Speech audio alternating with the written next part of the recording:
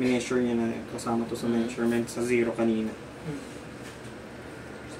So, pag wala yan, tapos nag-on kayo, so mariread niya na wala to. Or underload pa rin. So, pag is brush lang, right? Huwag nyo na rin ito ipipress kasi ito yung pinaka-sensitive part, yung bronze. Yan yung, dito nakalimutan ko sa sensor na to. Ibabrush nyo lang naman yan. So, pwede nyo tanggalin. Pero dapat pala naka-off. Sige sir. Sige sir. Sige sir. Ulit na lang. From the start.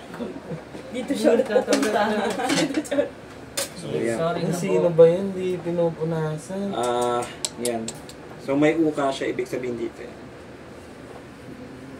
Sino uling gumamit yan, ha? Si sir. Kaya pa mas maganda dito eh. Yan lang. Yung spring po na nandoon. Spring. Anong spring? Saan? Hindi naman siya sensitive. Alalay.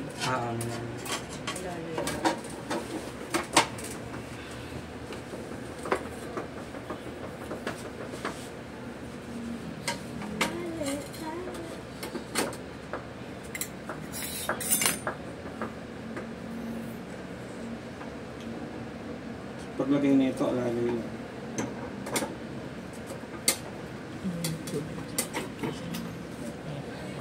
Baka manalo ka nito sa pag-aaras.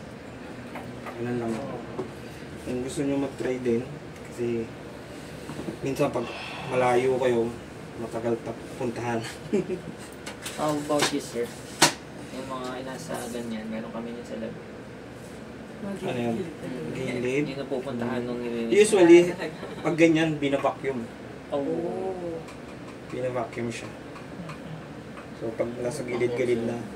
So, sa ibang brand kasi, yung ano ba yung brand na Metler, nababaklas talaga to.